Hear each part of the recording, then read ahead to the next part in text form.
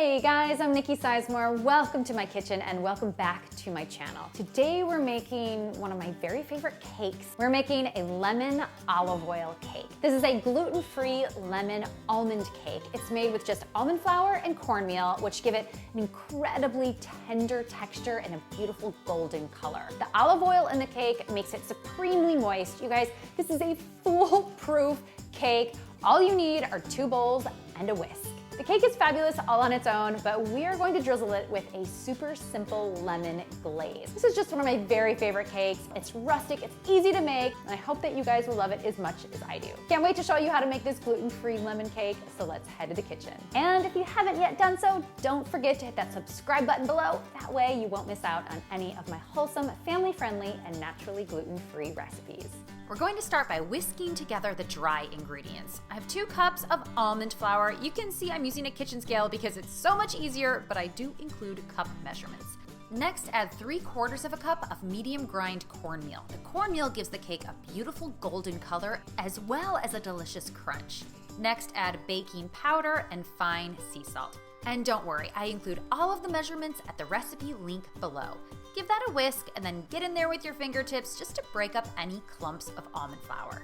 Now for the wet ingredients. You'll need 3 large eggs, 1/3 of a cup of milk. You can use regular milk or a non-dairy milk. Extra virgin olive oil. You can use whatever you have, just make sure it's fresh. Sugar. The zest from 1 medium lemon. You'll notice that I like to zest my lemons upside down. That way all of that zest collects right in the microplane and then I can knock it right out. And then a 1/4 cup of fresh lemon juice. Using the zest and the juice is going to give us loads of lemon flavor. Whisk this together until smooth. I almost forgot, we also need a teaspoon of vanilla extract and a teaspoon of almond extract. Those are critical for flavor. Pour the wet ingredients into the dry ingredients and then whisk them until evenly incorporated.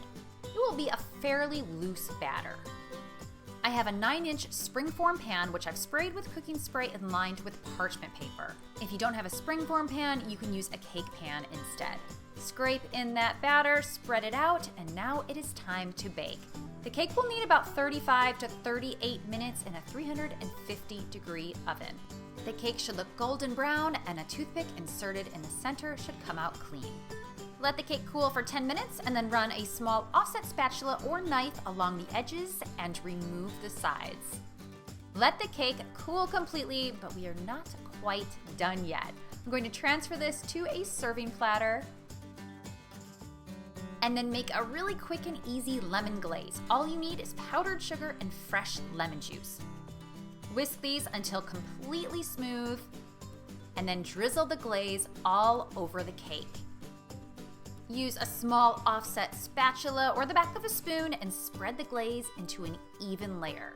I love to garnish this cake with baked caramelized lemon slices. They're so easy to make and I include instructions in the recipe link below, but they are completely optional.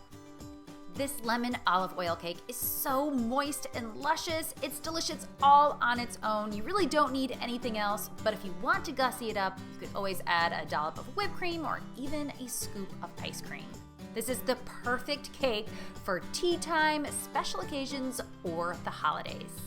Thank you guys so much for tuning in. I would love to hear what you think about this gluten-free lemon olive oil cake. Let me know in the comments below. I've included below a link to the full recipe with all of the measurements, and I've also included a link to my website where you can find a ton of other gluten-free desserts and other dishes. Don't forget to hit that subscribe button. Thank you again for watching, and I'll see you guys next time.